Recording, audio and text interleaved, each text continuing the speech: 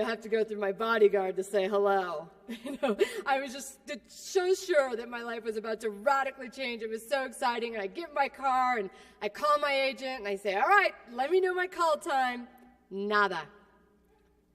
You didn't get the part. They're going with the other actress. Impossible. But I kept on and I kept on and I kept calling this guy and I kept sending pictures and I kept doing it. And, it's that organizer in me that there's no way that I'm not going to get what I want. There is no way. And so about a week later, I get a call that I got to come to Texas. The sister is outraged. You got to come to Texas. You're going to audition with Jennifer Lopez, and then you got to meet the family. And if they like you, you've got the part. Fantastic. So as I'm about to hang up, the person on the phone says, and you can play the drums, right?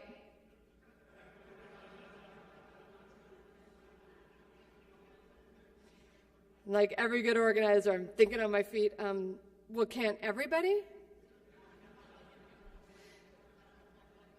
So I say, all right, so I'm going to Texas.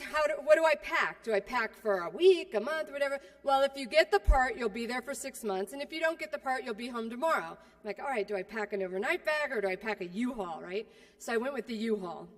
And I show up and I do my audition. And for those of you who've seen the movie, it was the part where Selena takes my chips on the bus, and so I pounce on top of her. So I pounce on top of Jennifer, and poor Jennifer's on the floor going, okay, I think you got the part. Because I'm on top of her. And I get off, and it was a great audition, and the director looks at me and he goes, and you can play the drums, right? Honestly, you guys, I'm like, of course I could play the drums. But honestly, until the movie Selena, the only drumstick I'd ever picked up was on Thanksgiving. Let me just be real.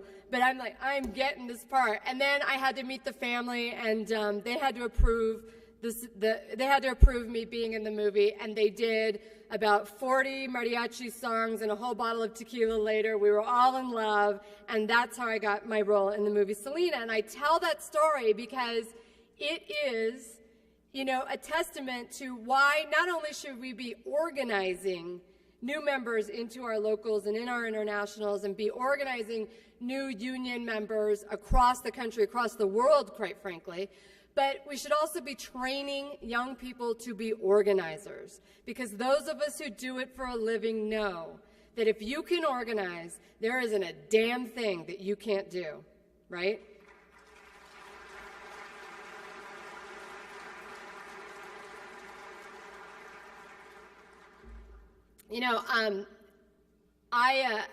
As I mentioned, my whole purpose in getting into this ridiculous business that I'm in is because I wanted to give a voice to working people, and I wanted to be of service, and I wanted to make a difference. And it has been quite an exciting journey, and it's been very interesting. And I have to say, there's been no greater moment for me as an entertainer than when I got a call from a woman at American Rights at Work telling me that they were thinking of starting a radio show, and would I be interested in hosting this radio show? And to me, it just was the perfect fit, because I got to tell you, and I know you guys know this, man, how much of a difference does it make when you're running a picket line, or you're running a campaign, or you're running a drive, and somebody famous shows up, and then all of a sudden the news crews are there, and everyone's paying attention? It is frustrating as an organizer, but we should use that, right? And so to me, the opportunity to host this show called Workin' It on Air America Radio, which is totally a show about your life at work, was the perfect come full circle journey for me in terms of being able to be in this business that I love and use my affinity for the labor movement and use my experience as an organizer for a labor union and be able to make a difference. Because on my show, I'm very proud to say, the only reason that we exist is to give a voice to the 57 million Americans who say that if they could, they would want a union at their workplace. And to those of us who are union members, there's not a worker in this country, we all know this, there is not a worker in this country today who doesn't feel like they're doing more for less, and who doesn't feel like life is getting more difficult. And those of us who organize, we know, man, every time you go out there, you feel like you're pushing a rock up a hill, you feel like you got so much work to do, and oh my God, how are we going to get it done? Well, we're going to get it done by showing the people who just aren't yet that informed that there is nothing sexier than a union worker.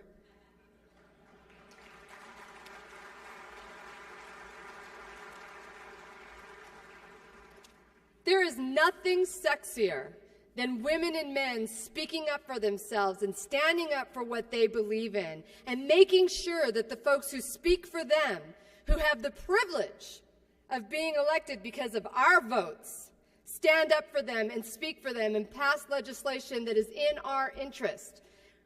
They're not doing us a favor by showing up at our events. We're doing them a damn favor by giving them a friggin' job.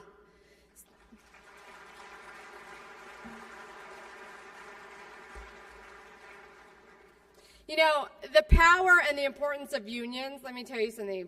It's very easy to get bummed out. It's very easy if you read the New York Times or the LA Times or the Washington Post or the Wall Street Journal, where they just love to spread myths and bad information about unions. It's very easy to get discouraged, but we cannot get discouraged, because at the risk of sounding a little bit immature, let me tell you something. When I was a kid, my mom was obsessed with Elvis Presley. Obsessed with Elvis. And yeah, a Mexican-loving Elvis. God. But what my mother loved about Elvis, she passed on to my brother and I, and she used to tell us all the time, you know what? Elvis Presley is the biggest star the world has ever known. And when he walks into a room and he gets on stage, man, the whole room lights up. And everybody's just excited to be in the same room as him. And when Elvis is near you, man, you'll just kill yourself to be close enough to get like a drop of sweat or a flick of a spit on you. That was my mom. Cuckoo. And, but she was right about one thing, that when Elvis walked into a room, it was exciting. And Elvis walked into the room, and I know if you don't speak Spanish, you certainly work with folks who do. Elvis walked in like he was super chingon. I could tell who does and who doesn't. Kick ass. The motherfuckinest. And my mom used to say to my brother and I all the time, when you walk into a room, you walk into a room like you're Elvis. Like you are the most exciting person this planet has ever known. And when you walk into a room, you walk into a room like you're Elvis, not because you're obnoxious and you're, oh, I'm a star, treat me like a star, but because, oh my God, how lucky are the people in that room that just happen to be there when you walk in. All right, she might have been a little extreme. But the advice is very good for all of us, because as union members and as folks in the labor movement, we got to walk around like we're Elvis. We got to walk around like we are it. We are the shiznit. We can't walk around like, oh my God, it's hard, brother, and the NLRB sucks ass.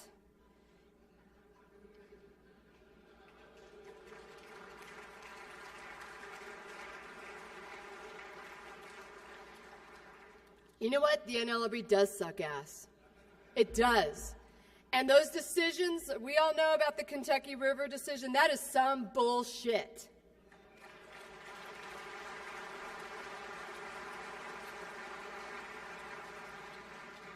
But we got to walk around like we're Elvis, like we own the room, because when people like George W. Bush, I just love saying Bush.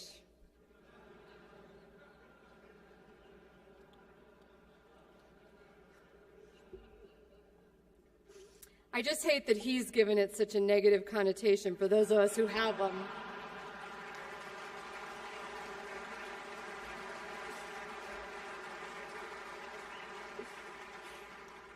Let's just call him douchebag. So, when President Douchebag thinks it's okay to appoint an attorney who formerly represented businesses against women who were sexually harassed at the workplace?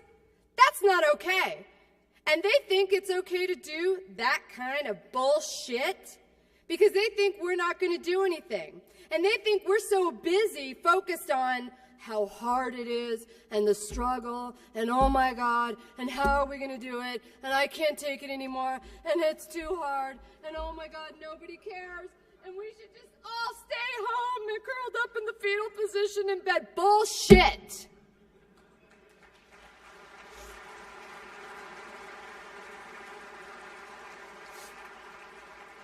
Every single union woman and man in this country is Elvis. Elvis. And all these politicians who show up around election time, I got a message for them too.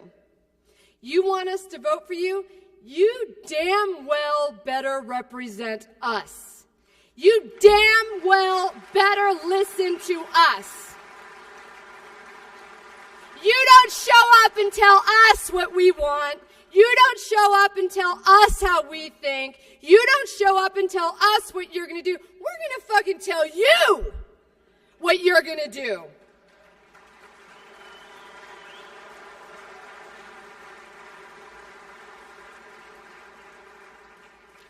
You know, when people try to make it out like unions are dinosaurs and unions are insignificant, really?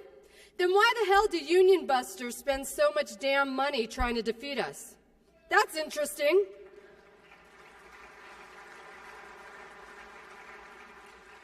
You know, when right-wing political strategist Grover Norquist, let's just take a moment, shall we? Let's play a little acting exercise. I say Grover Norquist, you say, suck it! When right-wing political strategist Grover Norquist,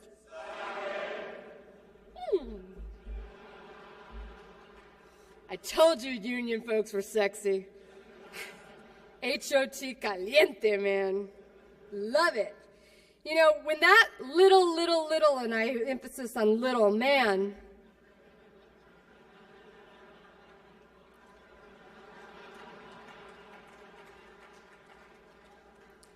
says we're going to crush labor as a political entity and ultimately break unions. It isn't because unions aren't relevant anymore, my sisters and brothers.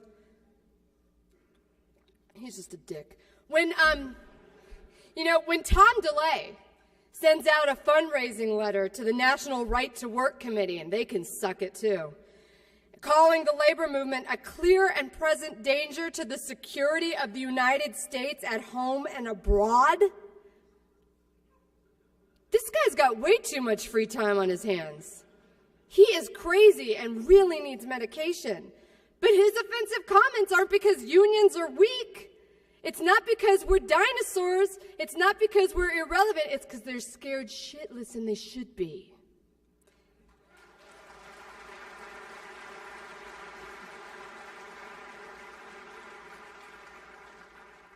You know, when I was a kid and anytime like I would feel picked on or something wasn't going right, you know, I would I'm a girl, and for those of you who have little girls or were a little girl, you know girls can be brutal, right? Like elementary school. If you don't believe me, go watch the movie Mean Girls, or as I like to call it, oh my God, somebody was watching me during junior high.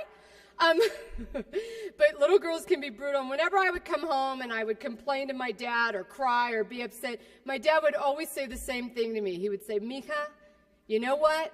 In sports and football, the only guy that anyone is trying to knock down is the one with the ball. So when these jerk-offs are taking shots at us as union members, we just got to remember that's just because they know what we know, and that's that we've got the ball. And they are damn lucky.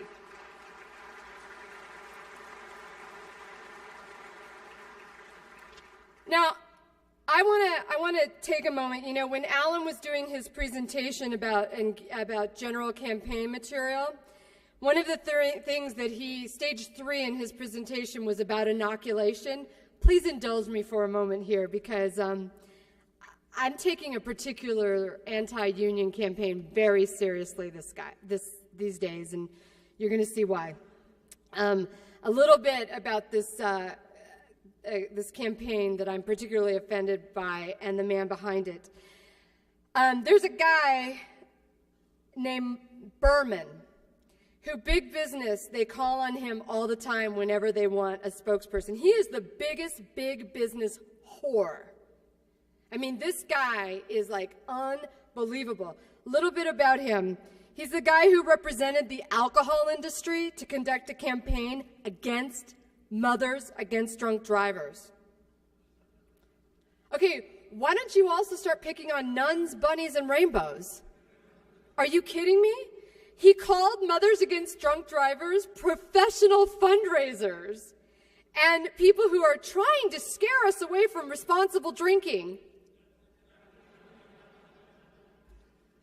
He did similar work for the tobacco industry in lobbying the Center for Disease Control. I mean, this guy's a piece of work. Berman, remember this name.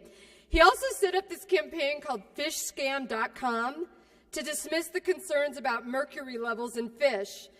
And as the executive director of the Employment Policy Institute, Berman, this is his organization, Employment Policy Institute, he helped the restaurant industry fight increases in the minimum wage. I'm telling you, he's a piece of work. He's the go-to guy who is not embarrassed to lie, spin, and attack public interest groups. Let me ask you a question.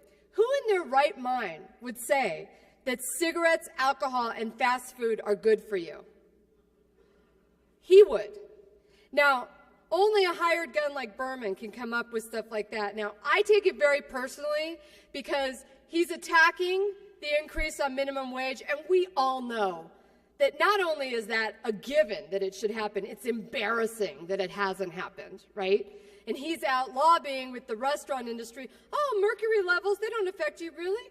Why don't you tell it to the 800% increase in autism in our kids as a result of the mercury in fish? I mean, this guy is unbelievable. Oh, Mothers Against Drunk Driving? These are people trying to scare us away from socially responsible drinking? Wow. And his new thing is that there is no such thing as obesity and that fast food is actually quite good for you. Let me tell you something. For most of my adult life, I weighed 300 pounds. I can tell you, fast food is good for you if you're interested in weighing 300 pounds. There's nothing good for you about it. Obesity is not a disease? Really? That's a little bit obnoxious. That just plays into the stereotypes and the horrible way that we treat the overweight people in this country. And if you are overweight, give yourself a break. Obesity is a disease. And if you aren't overweight and you make comments about people who are, maybe you're not fat, but you're ugly.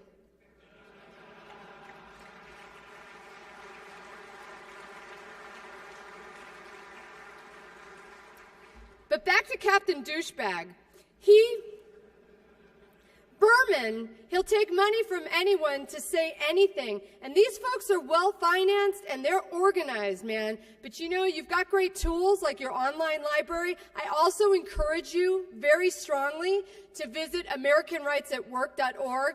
American Rights at Work is a great organization, started in 2003. They produce my show.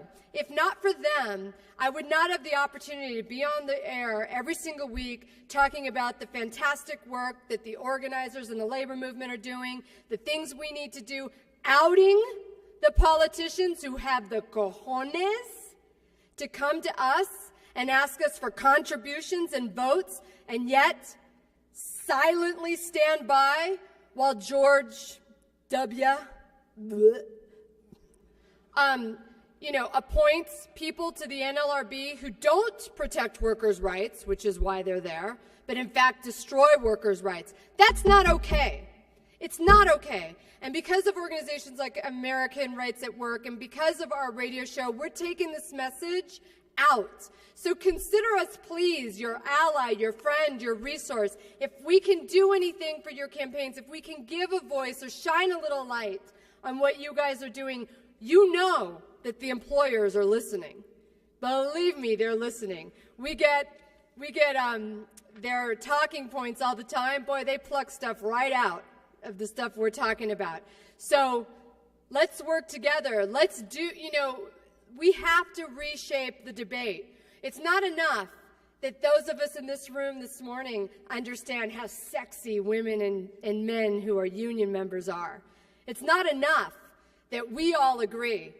As organizers, we don't just need to be working to bring more people into our unions. We have to do that. That's important.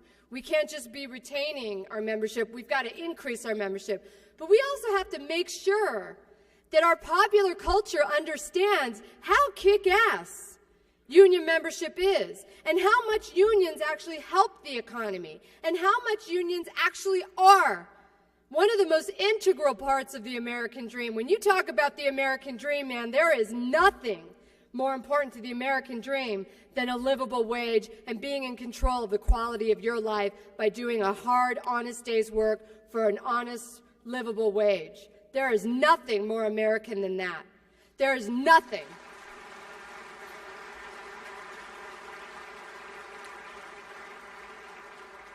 I just know that I can't wait for the day when on the cover of magazines it's less Paris Hilton and more Hilton workers.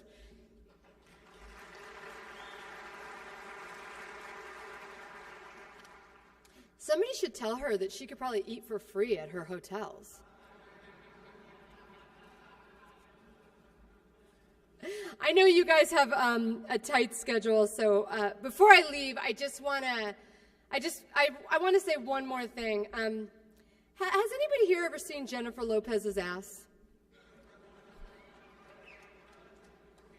Please, you guys who are being quiet, either your wives are here or somebody who knows your wife is sitting next to you. Anybody ever seen Jennifer Lopez's ass?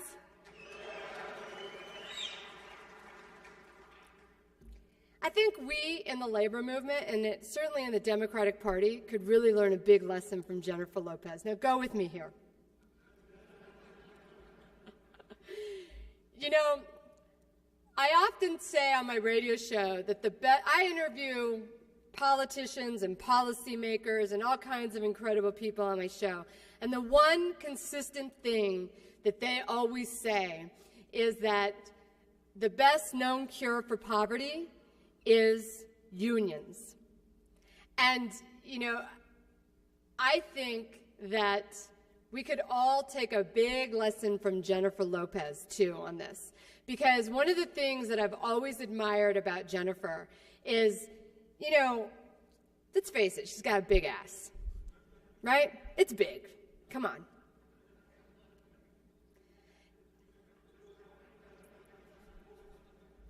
You want to set something on it or bite it, right? It's just...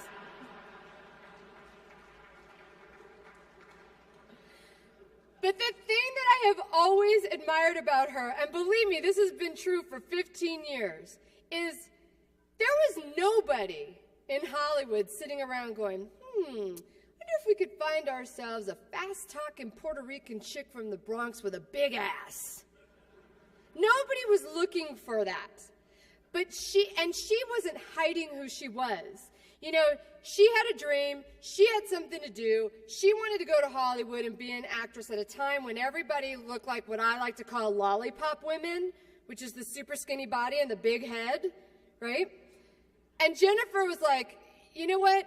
Yeah, I've got a big ass, but I've got big dreams too. And at no point did it occur to her that she should try to cover it up, or hide it, or not show it. No, al contrario, to the contrary. She's like, you know what? I'm Jennifer Lopez, I'm from the Bronx, I'm Puerto Rican, and I got a big ass. And not only did she not cover it, she flaunted it with the tight pants and the tight dresses and the bitty bitty bum bum. Oh, you can't see me. Right? Right? She's showing us what she got. I think unions and the labor movement are the Democratic Party's big ass.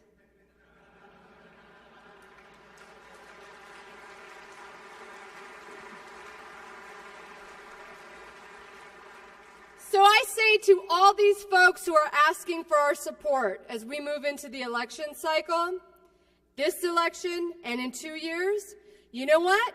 You want the union vote? You want union money? You want union rank and file members and organizers out there doing your GOTV, your Get Out the Vote campaigns? Fantastic. Show me your big ass. Muchas gracias. Thank you very much. You guys have been fantastic.